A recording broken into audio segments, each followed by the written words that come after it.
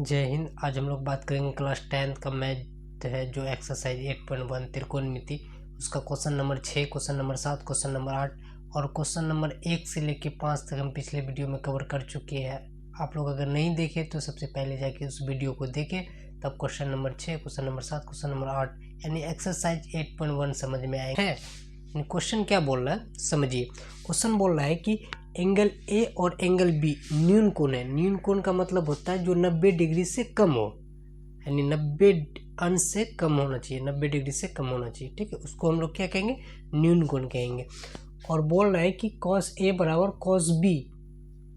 Question क्या बोल रहा है? cos A बराबर cos B हो तो दिखाइए आपका एंगल A जो है वो एंगल B के बराबर है या नहीं है, ये आपको प्रूव करना है। ठीक, चलिए क्वेश्चन स्टार्ट करते हैं। क्या दिया है पहले उसको लिख लेते हैं। सॉल्व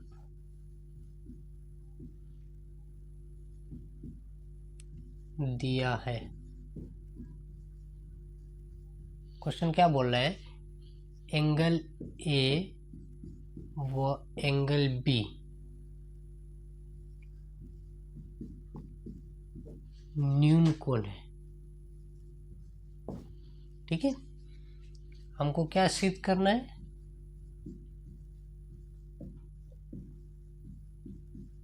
सिद्ध करना है। सिद्ध का मतलब होता है प्रूफ करना है। ठीक है, cos ए जो है वो cos बी के बराबर है या नहीं। ठीक है, ए बी सी, क्योंकि क्वेश्चन बोल रहा है ए बी जो है ना वो न्यून कोण है। क्या बोल रहा है? न्यून कोण है। न्यून कोण का मतलब होता है वो 90 डिग्री से कम है। ठीक है, तो ए बी मेरा क्या है? ये दोनों कोण न्यून कोण है। और ये सी क्या है? 90 का एंगल। इसके जस्ट सामने वाली भुजा को क्या कहते हैं? कर्ण कहते हैं। तो यहाँ पे थोड़ा गौर कीजिएगा। cos ए, एंगल ए के लिए बात किया जा रहा है। किसके लिए बात किया जा रहा है? एंगल ए के लिए। तो इसके जस्ट सामने वाली भुजा क्या हो जाएंगे? लंब। ये कर्ण, कर्ण तो फिक्स ही है। ये लंब, तो ये क्या हो जाएंगे? आधार। तो कॉस का सूत्र लगा लीजिए। कॉस का सूत्र देख लीजिए। आधार बटे कर्ण, ए बटे के क्या होंगे? आधार बटे कर्ण cos b। फिर एक चित्र बना लीजिए।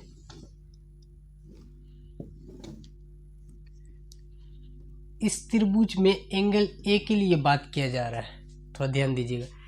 और ये वाली त्रिभुज में एंगल बी के लिए बात किया जा रहा है। ये तो सेम ही ये कर्ण होंगे। ठीक है, इसमें एंगल ए के लिए बात किया जा रहा है, इसमें एंगल बी के लिए बात किया जा रहा है। तो ये वाली भुजा क्या हो जाएंगे? लंब।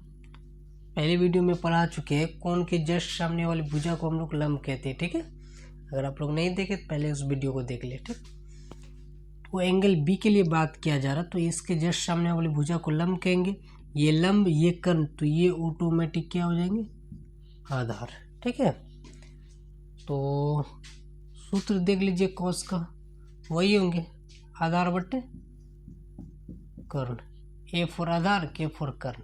ठीक है, अब थोड़ा इसमें ध्यान दे दीजिए। आधार बटे कर्ण, आधार मेरा कौन सा भुजा है?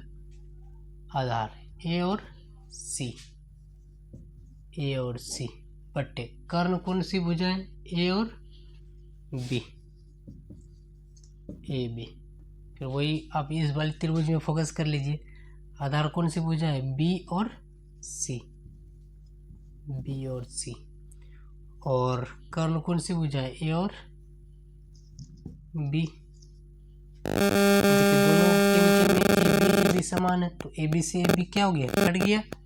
तो मेरे पास क्या बच गया? ए सी बराबर बी सी। आप लोग पिछले कक्षा में पढ़े होंगे कि जिस भी त्रिभुज की संगत भुजा बराबर होता है उसके संगत कोण भी बराबर होता है। ठीक है, वो कक्षा 9th में पढ़े होंगे आप लोग। ठीक है, तो इधर भी सी है, इधर भी सी है, सी से सी खत्म। तो मेरे पास क्या बचा? एंगल ए बराबर एंगल बी। प्रूफ, हमको यही प्रूफ करना था। ठीक है, यही प्रूफ करना था। ठीक है, यानी LHS बराबर RHS। लेफ्ट हैंड साइड जो है वो राइट हैंड साइड के बराबर है। ठीक है, चलिए क्वेश्चन नंबर 7 को समझते हैं। क्वेश्चन नंबर 7 क्या बोल रहा है, ये कॉट थीटा बराबर 7/8 दिया है। ठीक है, आपको बोल रहा है कि 1 plus sine theta into 1 minus sine theta by 1 plus cos theta into 1 minus cos theta, आपको इसको निकाल के दिखाना है। ठीक है, और दूसरा नंबर भी इसका दो गो क्वेश्चन बोला हल करने के लिए, एक ये रोमन नंबर 1 रोमन नंबर 2। ठीक है, सबसे पहले हम लोग क्वेश्चन नंबर 1 करते हैं। ठीक है, बिल्कुल ही आसान भाषा में आपको समझाएंगे। ठीक है, आप लोग थोड़ा ध्यानपूर्वक देखिएगा। 1 plus sine theta into 1 minus sine theta, आप लोग पिछली कक्षा में पढ़े होंगे, थोड़ा ध्यान दीजिएगा कि a plus B into A minus B किसके बराबर होता है, A square minus B square के बराबर। आप लोग कक्षा 8 या कक्षा 9 में पढ़े होंगे। कक्षा 8 में बेसिकली ज़्यादातर पढ़ने के लिए मिलता है A square A plus B into A minus B, या ऐसे भी मिलकर ए स्क्वायर माइनस बी स्क्वायर बराबर क्या होता है, ए प्लस बी इंटू ए माइनस बी। उल्टा पुल्टा कर सकते हैं हम लोग। ठीक है, ये मैथ है, कुछ भी हो सकता है। तो 1 plus sine theta into 1 minus sine theta. अब देखिए, ये ए के जगह पे प्लस ये बी के जगह पे, ये ए के जगह ये बी के जगह। ठीक है, यहाँ भी सेम कंडीशन है, 1 plus cos theta 1 minus cos theta, 1 plus a plus B into A minus b है, ये ए के जगह ये बी के जगह। ठीक है, सेम है। चलिए आगे बढ़ते हैं। तो ए प्लस बी इंटू ए माइनस बी, ए प्लस बी इंटू ए माइनस बी वो किसके बराबर होता है, A square minus B square. तो ए के जगह पे क्या है, ए के जगह पे क्या है, 1 है, तो 1 का स्क्वायर कर देते हैं, माइनस है तो माइनस। हम लोग सूत्र पे हल कर रहे हैं, तो आप लोग ये नहीं बोलेगा सर यहाँ प्लस है तो प्लस दीजिए, क्योंकि हम लोग सूत्र पे हल कर रहे हैं। ठीक है, तो ए के जगह पे 1 था, 1 रख दिए। अब बी के जगह पे साइन है, तो साइन स्क्वायर थीटा। एक चीज़ यहाँ पे ध्यान दीजिएगा कि कोण का कभी स्क्वायर नहीं होता, कोण पे कभी यानी कोण का कभी स्क्वायर नहीं होंगे। ठीक है, तो ये चीज़ याद रखिएगा। तो बाय यहाँ भी वही सेम कंडीशन है, 1 का स्क्वायर माइनस कॉस है ना, कॉस का स्क्वायर। ठीक है, अब देखिए 1 का वर्ग कीजिएगा, 1 गुना 1 कीजिएगा तो 1 होंगे, माइनस साइन स्क्वायर थीटा है तो साइन स्क्वायर थीटा बाय वही सेम कंडीशन है, 1 का वर्ग 1 माइनस कॉस स्क्वायर थीटा। अब यहाँ पे एक सर्वसर्मिका लगेंगे, यानी एक सूत्र लगेंगे। वो कौन सा सूत्र है, 1 माइनस साइन स्क्वायर थीटा जो होता है, यानी 1 माइनस साइन थीटा जो होता है वो कॉस थीटा के बराबर होता है। ठीक है, तो इसमें स्क्वायर था तो यहाँ पे क्या लगा देना, स्क्वायर लगा देना। और 1 माइनस कॉस स्क्वायर थीटा जो होता है, 1 माइनस कॉस स्क्वायर थीटा यानी 1 माइनस कॉस थीटा जो होता है वो साइन स्क्वायर थीटा के बराबर होता है। ठीक है, ये मेरा सूत्र है। ठीक है, जब हम बेसिक कॉन्सेप्ट जब इसका पढ़ा रहे थे तो उसमें ये सूत्र हम बताए थे। ठीक है, 1 माइनस साइन स्क्वायर थीटा वो किसके बराबर होता है, cos square theta. 1 minus cos square theta वो किसके बराबर होता है, साइन स्क्वायर थीटा का। ठीक है, तो हम लोग लिख सकते हैं कॉस स्क्वायर थीटा बाय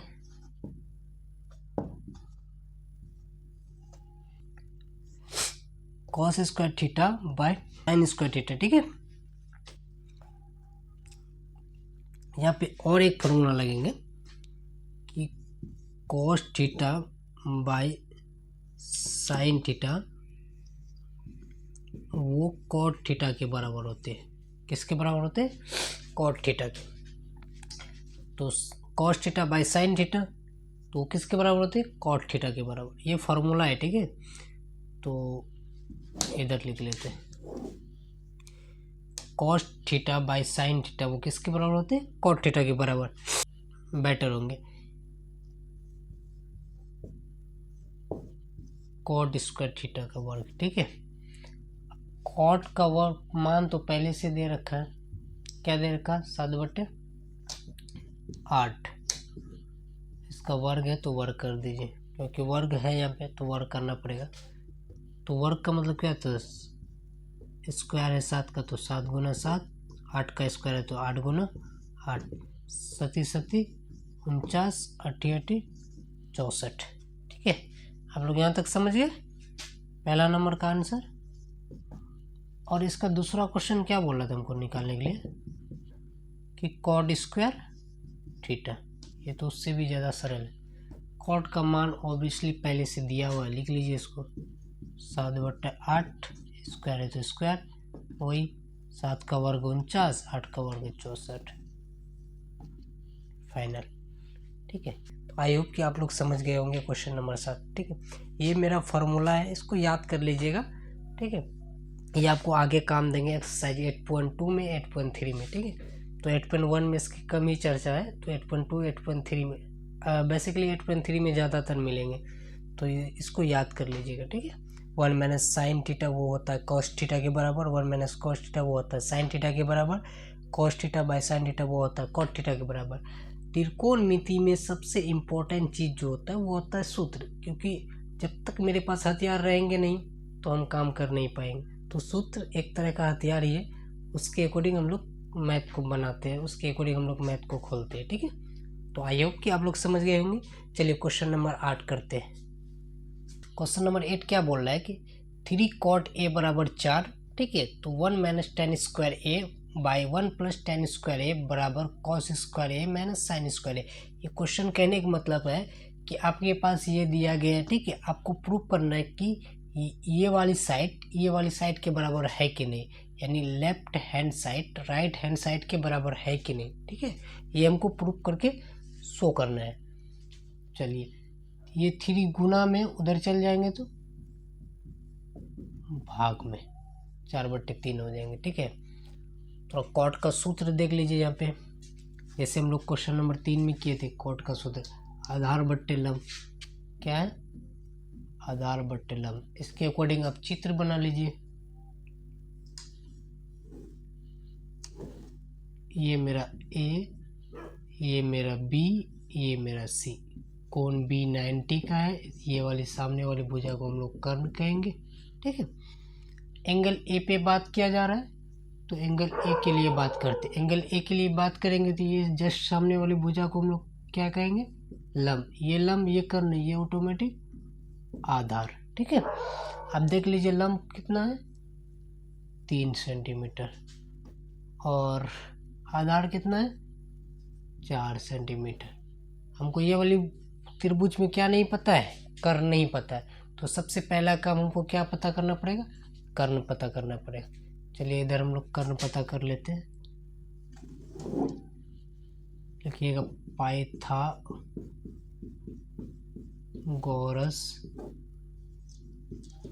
प्रमेय से। पाइथागोरस प्रमेय क्या कहता है, कर्ण का वर्ग बराबर आधार का वर्ग जोड़ लंब का वर्ग। कर्ण कौन सा भुजा है, ए और सी, तो ए सी का वर्ग आधार, आधार कौन सी भुजा है, ए और बी, तो ए बी का वर्ग प्लस लंब, लंब कौन सी भुजा है, बी सी, तो बी सी का वर्ग कर दीजिए। ठीक है, तो ए सी रहने देते, इसको छेड़खानी नहीं करना है, यही तो हमको निकालना है ना।